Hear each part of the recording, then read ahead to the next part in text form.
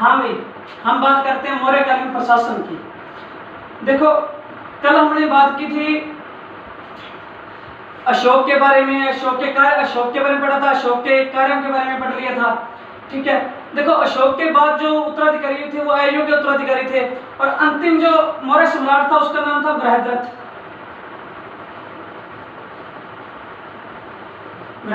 ठीक है, इसकी हत्या कर दी थी पुष्यमित्र शुंग ने, जो कि इसका सेनापति था, और मगध के अंदर क्या है, शुंग वंश की स्थापना हो गई थी। ठीक है भाई, 185 ईसा पूर्व के अंतर्गत। ठीक है, तो अंतिम मौर्य जो शासक था उसका नाम याद रखना है कि सबसे पहले आपने, उसका नाम था बृहद्रथ।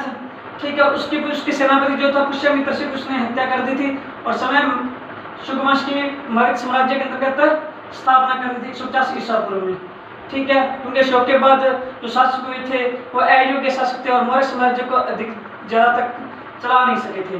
ठीक है भाई, और अब बात करते हैं मौर्यकालीन प्रशासन के बारे में, यानी कि वहां का जो प्रशासन था वो किस तरीके का था, किस तरीके से वहां का प्रशासन अर्थात शासन, वहां पर किस तरीके से शासन चलाया जाता था। ठीक है, तो प्रशासन के अंदर देखो भाई, मौर्यकालीन पहला ऐसा मतलब वंश था जिसने केंद्रीय शासन व्यवस्था की स्थापना की। भारत का पहला वंश था, भारत में पहली बार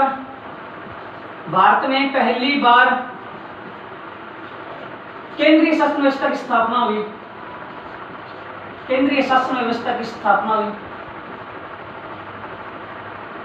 भारत में पहली बार केंद्रीय शासन व्यवस्था की स्थापना हुई।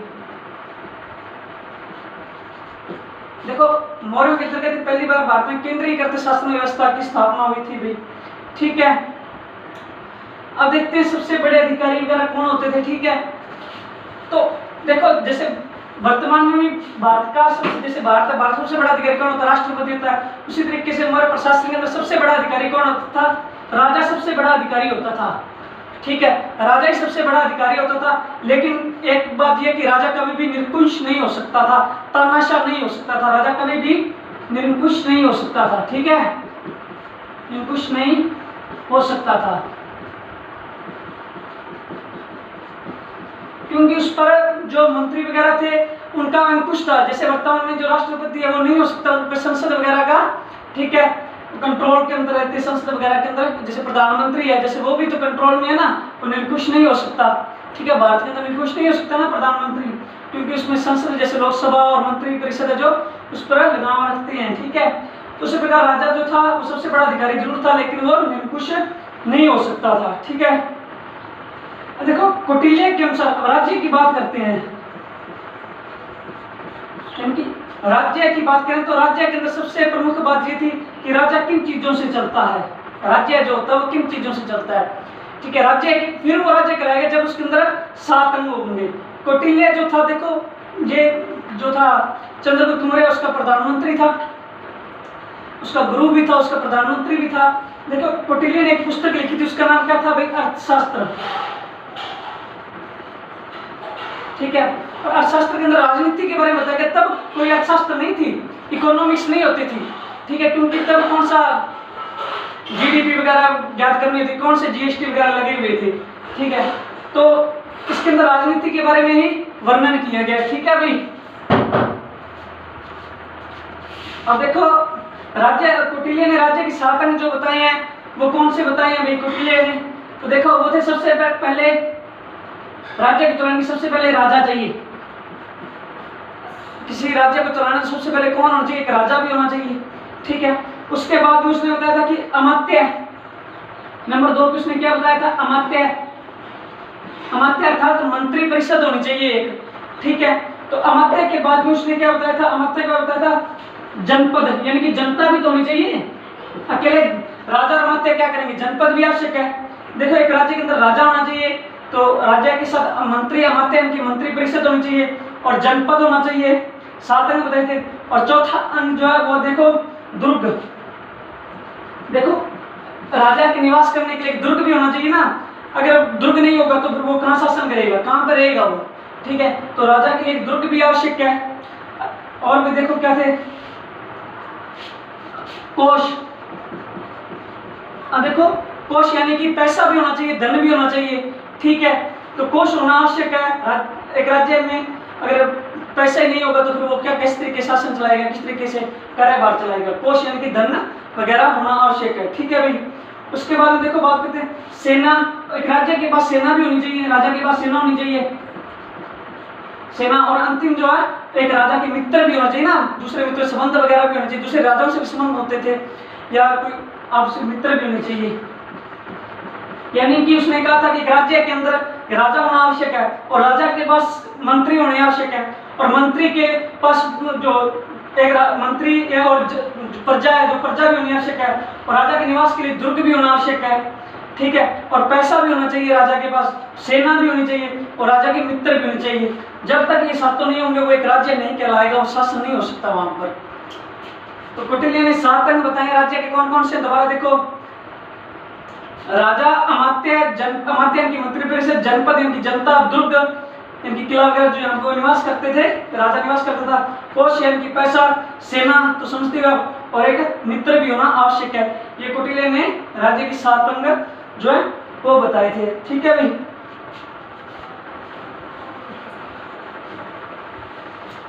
और क्या था देखो भाई, पुरोहित यानी कि जो ब्राह्मण होते थे ना, जिनका राज्य के अंदर काफी मान सम्मान होता था, ठीक है। तो आपने देखा होगा नाटकों वगैरह में ऋषि मुनि जो होते थे राजाओं की राय वगैरह लेता था, है ना। तो पुरोहित और जो मुख्यमंत्री थे उनको चरित्र से संबंधित कोई परीक्षण देना पड़ता था और परीक्षण में पास होने के बाद ही वो इनके लिए इस पद पर आ सकते थे, ठीक है। जैसे राजस्थान जैसे कोई भी एग्जाम है, पटवारी बनना तो पेपर पास करना पड़ेगा ना, टीचर बनना तो उसके लिए पेपर पास करना पड़ेगा, ठीक है। वही बात है, तो इनके लिए एक परीक्षण होता था, ठीक है। तो उस परीक्षण पास होने पर ही इनको ये पद दिया जाता था। उस परीक्षण का क्या नाम है, परीक्षण की विधि थी उपदा परीक्षण। उपदा परीक्षण याद रख लेना। उपदा परीक्षण के आधार पर पुरोहित और मुख्यमंत्री का चयन किया जाता था। किसके आधार पर, उपदा परीक्षण के आधार पर पुरोहित और मुख्यमंत्री का चयन किया जाता था, ठीक है भाई। इनके बाद इनकी नियुक्ति होती थी। अब देखो उसके बाद केंद्रीय प्रशासन किस तरीके से चलता था। केंद्रीय प्रशासन देखो,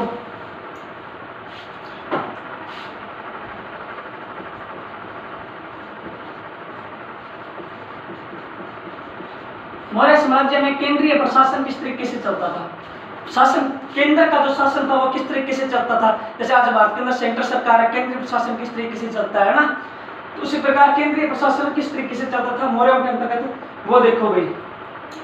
अर्थशास्त्र तो पहले मैं बता चुका हूँ, जो कौटिल्य की लिखी हुई एक पुस्तक है, ठीक है। उसके अंदर कथ मौर्य साम्राज्य का वर्णन किया गया और मैग्स्थनीज की पुस्तक इंडिका में भी इनके बारे में वर्णन किया गया। तो देखो अर्थशास्त्र में क्या, अर्थशास्त्र में केंद्रीय प्रशासन के अंतर्गत क्या चीजें दी हुई है भाई। अर्थशास्त्र में 18 विभागों का लेख है। अर्थशास्त्र में 18 विभागों का उल्लेख है। अर्थशास्त्र में 18 विभागों का उल्लेख है, ठीक है। जिन्हें क्या कहा जाता था, जिन्हें तीर्थ कहा जाता था, तीर्थ कहते थे, ठीक है। यानी कि क्या नाम, 18 विभाग थे जिन्हें क्या तीर्थ कहते थे, ठीक है। तीर्थ का यानी कि अलग अलग विभाग होते थे। जैसे शिक्षा विभाग है ना, तो इसको क्या कहा, उस समय क्या कहा जाता था, शिक्षा तीर्थ, ठीक है। जैसे वित्त विभाग है तो उसको क्या कहा जाता, ठीक है, वित्त तीर्थ, यानी कि अलग अलग तीर्थ विभाग को ही तीर्थ कहते थे, ठीक। कहने का अलग, जैसे कपड़ा विभाग है तो उसको क्या कहा उस समय, कपड़ा तीर्थ, ठीक। इस तरीके यानी कि जो विभाग थे उनको क्या बोला जाता, तीर्थ बोला जाता था, ठीक है। अलग अलग जैसे विभाग बंटे हुए होते हैं और उनके अलग अलग अध्यक्ष होते हैं, ठीक है। तो अर्थशास्त्र में 18 विभागों का उल्लेख है जिन्हें क्या बोलते थे, जिन्हें तीर्थ कहते थे, ठीक है। और देखो, और इन 18 विभागों का जो अध्यक्ष होता था, इन सभी के ऊपर जो विभागों के जो सभी के ऊपर होता था वो कौन होता था, वो होता था भी महामात्र। याद रख लेना,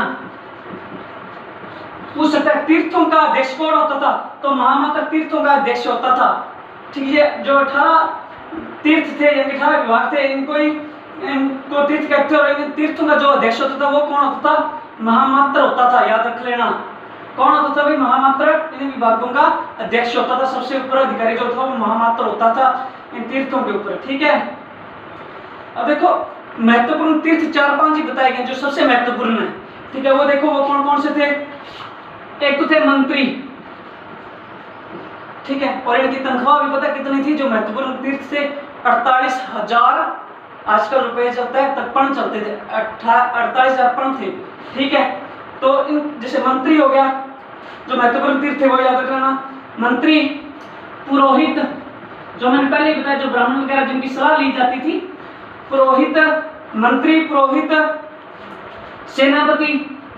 सेनापति तो आप जानते हो सेना विभाग का अध्यक्ष जो होता है, जो सेना वगैरह शासन संभालता है, सेनापति, और राजकुमार। ठीक है, यानी कि भावी राजा। ठीक है, कहने का भाव युवराज, इनके और युवराज होता था, यानी कि आने वाला जो उत्तराधिकारी होता था वो युवराज। यानी कि देखो प्रमुख तीर्थ 4 थे, कौन कौन से याद रखना, मंत्री, पुरोहित, सेनापति और युवराज। देखो मंत्री, पुरोहित, सेनापति और युवराज ये प्रमुख पुरोहित थे, और इनकी जो तनख्वाह थी वो 48,000 पण थी उस समय। ठीक है, काफी बहुत ज्यादा तनख्वाह थी ना। तो उसके बाद हम देखो बात करते हैं समाहर्ता क्या था भाई।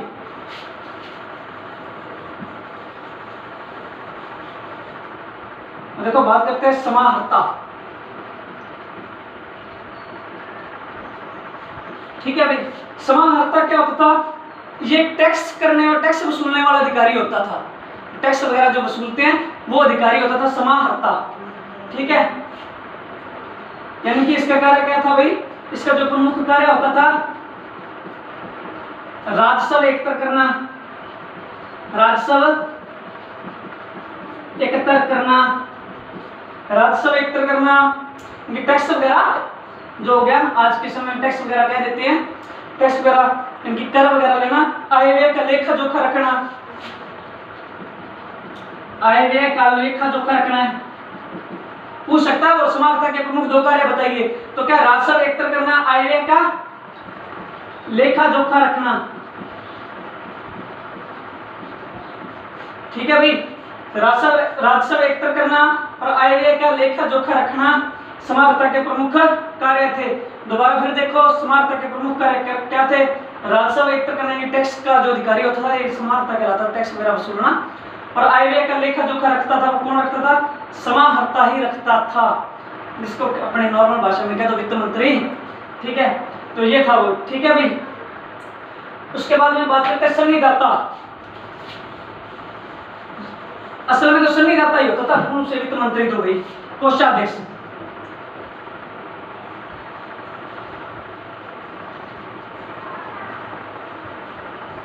देखो सन्निदाता को क्या बोलते थे, कोषाध्यक्ष।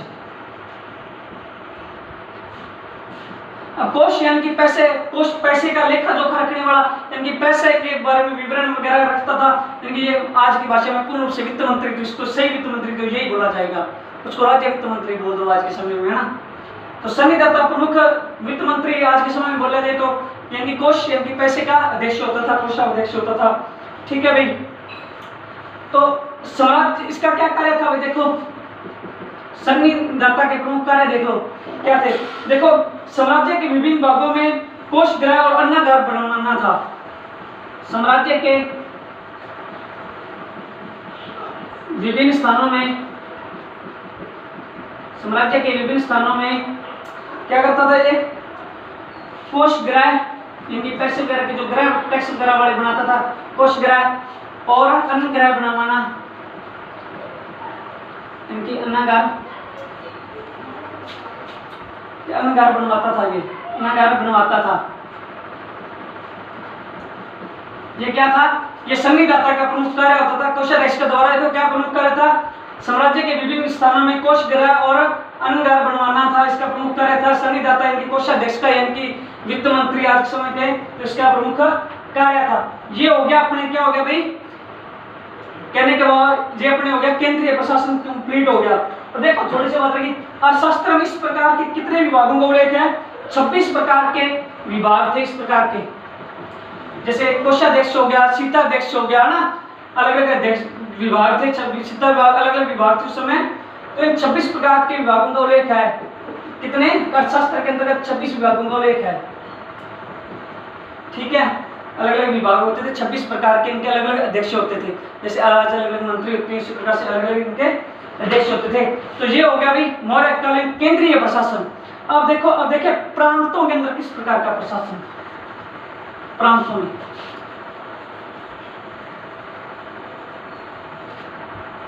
देखो प्रांतीय प्रशासन,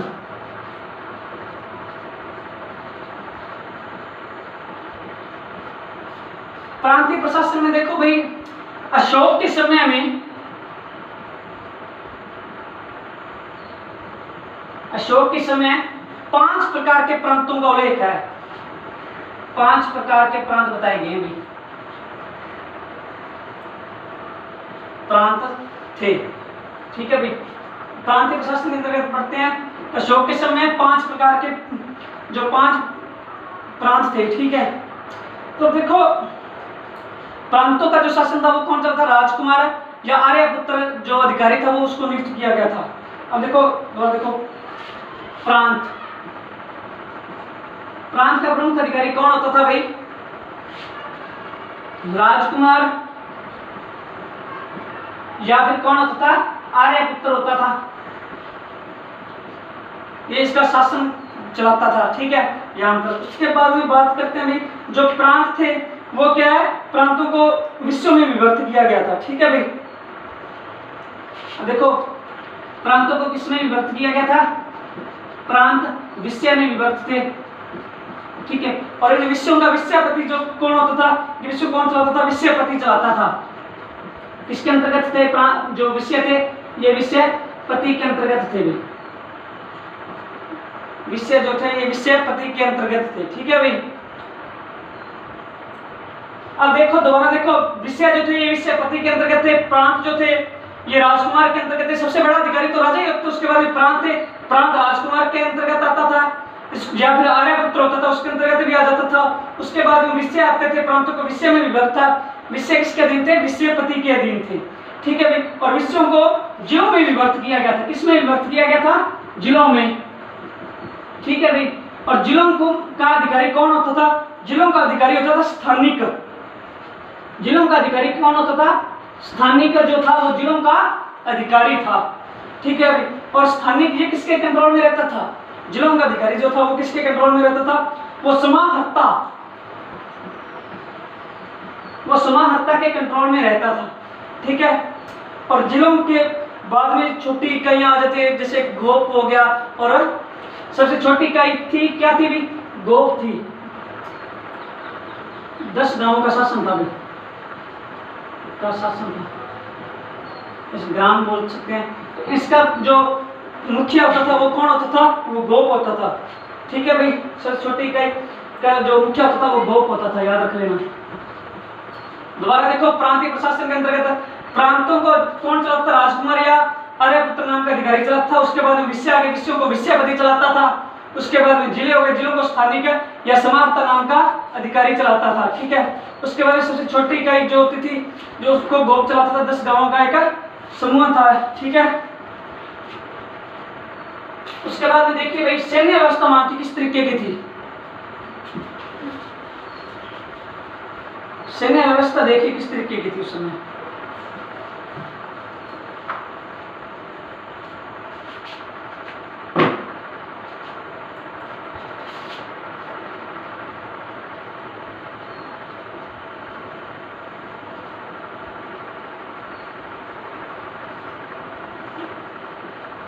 सैन्य व्यवस्था देखो किस तरीके की थी। सैन्य व्यवस्था में देखिए भाई जो सबसे सैन्य व्यवस्था के सबसे प्रमुख कौन होता था, वो सेनापति होता था। सेनापति क्या होता था, सैन्य व्यवस्था का सबसे प्रमुख अधिकारी होता था। ठीक है भाई, जो सेना विभाग था, ठीक है, उसके संगठन हेतु क्या थी, 6 इकाइयां विभाजित, 6 समितियां बनी हुई थी। सैन्य विभाग के लिए, सैन्य विभाग के लिए 6 समितियां बनी हुई थी, 6 समितियां बनी हुई थी। देखो सैन्य विभाग के लिए कितनी समितियां थी उस समय, सेनापति सबसे बड़ा होता था। उसके बाद सैन्य विभाग के लिए 6 समितियां बनी हुई थी। ठीक है, जो इन पे ध्यान रखती थी किस तरीके से गतिविधियां चलानी है, इनको देख रेख इनका जो को सिखाना है, इनको कार्य जो सिखाती थी सेना के बारे में, वो समितियां थी। ठीक है भाई, तो उसके बाद में देखो भाई सैन्य विभाग जो था उसके सेना के 5 प्रकार के अधिकारी होते। सेना के अंदर 5 प्रकार की सेना होती थी। सेना कितने प्रकार की थी भाई? 5 प्रकार की थी। कितने प्रकार की सेना? 5 प्रकार की। सबसे बड़ी सेना कौन सी होती थी?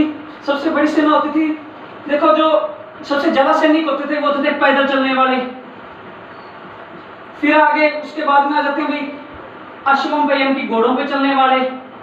उसके बाद आते हैं हाथियों वाली सेना थी।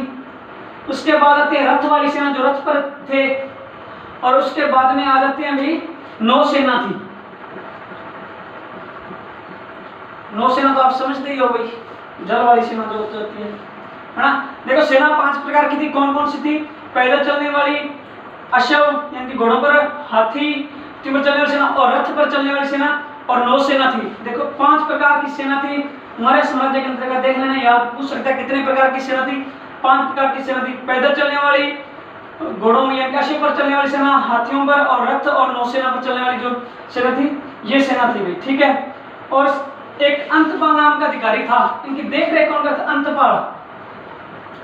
अंतपाल क्या था? जो ये सेना है ना, अंतपाल क्या करते थे? इनको हथियार वगैरह लाके देना, ठीक है, और सीमा सुरक्षा करना, सीमाओं की जो निगरानी रखता था वो कौन रखता था? अंतपाल रखता था। ठीक है, इन जो सेना थी इनको हथियार वगैरह लाके देना, इनके लिए घोड़े वगैरह, हाथी वगैरह लाके देना, जो रथ वगैरह थे वो लाके देता था कौन? अंतपाल। और सीमा की जो निर्धारित जो अधिकारी, सीमा की रक्षा का अधिकारी को किस पर होता था? अंतपाल पर होता था ना। अंतपाल नाम का अधिकारी था, इस सीमा की भाई सुरक्षा करता था। इनके इसके अंतर्गत आती सीमा सुरक्षा। और पैदल अश्व और जो सेना थी इनके लिए हथियार वगैरह जो लाके देता था वो अंतपाल ही लाके देता था। अब देखते हैं न्याय व्यवस्था किस तरीके की थी मौर्य साम्राज्य के अंतर्गत। न्याय व्यवस्था देख लो।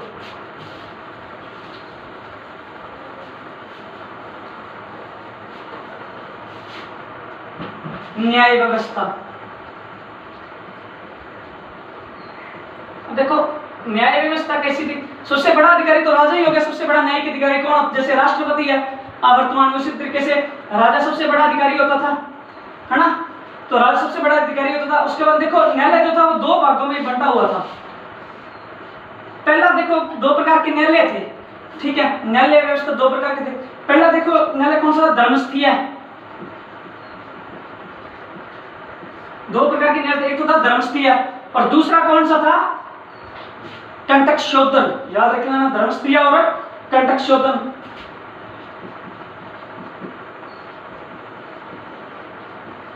ठीक है भाई, धर्मस्थीय किस प्रकार का न्यायालय था? जैसे आज भी 2 प्रकार की अदालतें नहीं थी, दीवानी और फौजदारी अदालतें।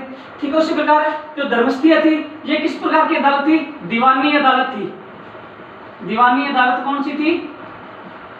धर्मस्थीय जो अदालत थी वो दीवानी अदालत थी। इसमें लूटपाट के जो मामले होते हैं, डकैत लूटपाट के जो मामले हो गए, चोरी वगैरह के जो मामले हो गए, ठीक है, वो मामले आते थे।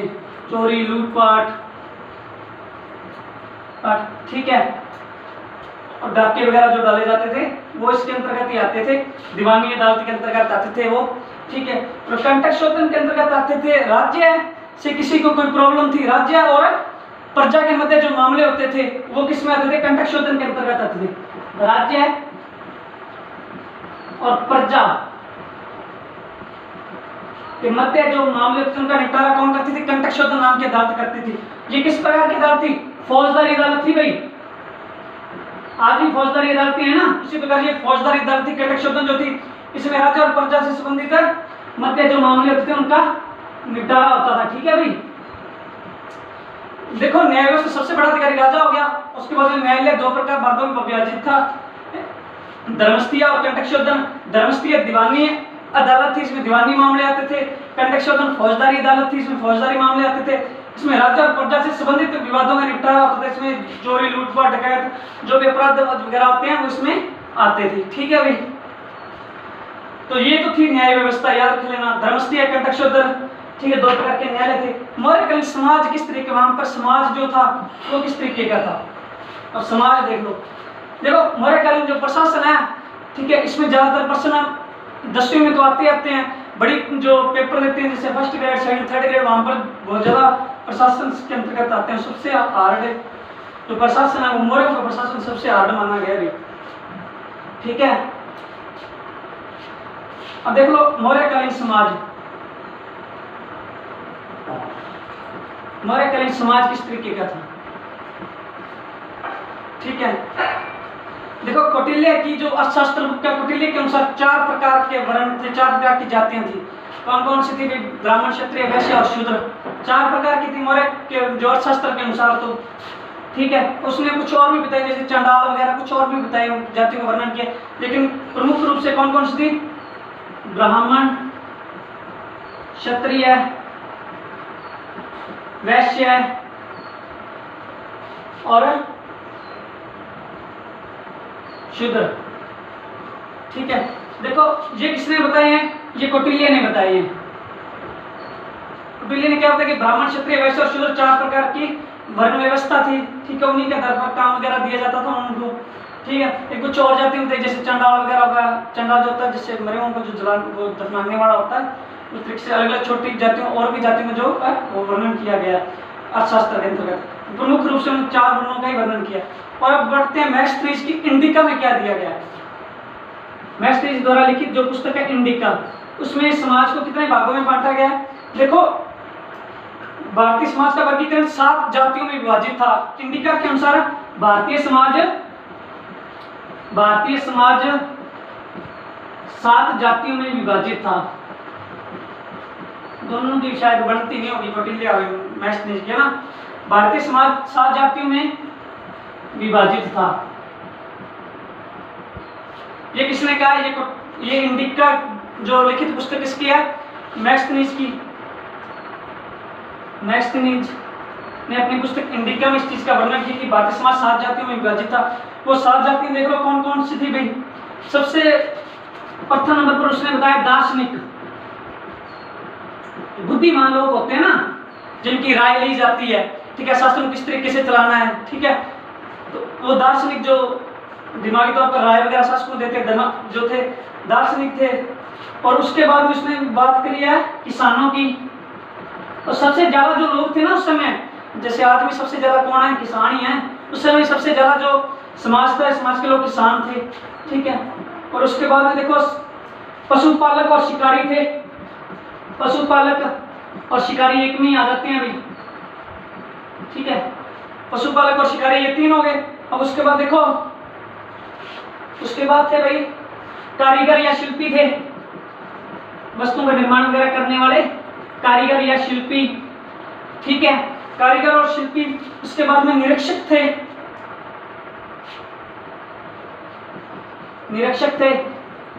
सैनिक हो गए, 1 2 3 4 5 6 सैनिक हो गए।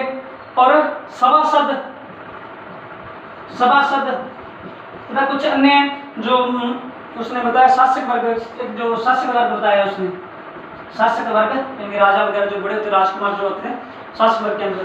देखो इंडिका में जो 7 जातियां विभाजित की गई, 7 जातियां बांटा गया। इसको दार्शनिक, किसान, पशुपालन या शिकारी, कारीगर या शिल्पी, निरीक्षक, सैनिक, सभासद और शासक वगैरह थे, ठीक है। इनका वर्णन किया गया। इंडिका में समाज जो था 7 जातियों में विभाजित था इंडिका के अनुसार। कौटिल्य के अनुसार 4 में ब्राह्मण, क्षत्रिय, वैश्य और शूद्र, ये थी उस मौर्यकालीन समाज की जातियां जो थी उनके बारे में। अब थोड़ा सा देख लो मौर्यकाल में महिलाओं की स्थिति कैसी थी।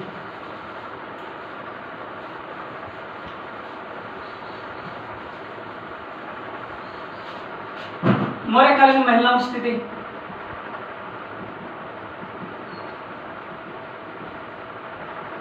देखो मौर्यकाल में महिलाओं की स्थिति इतनी अच्छी नहीं थी, ठीक है, ठीक ठाक थी, ठीक है। महिलाओं की स्थिति कुल मिलाकर ठीक थी,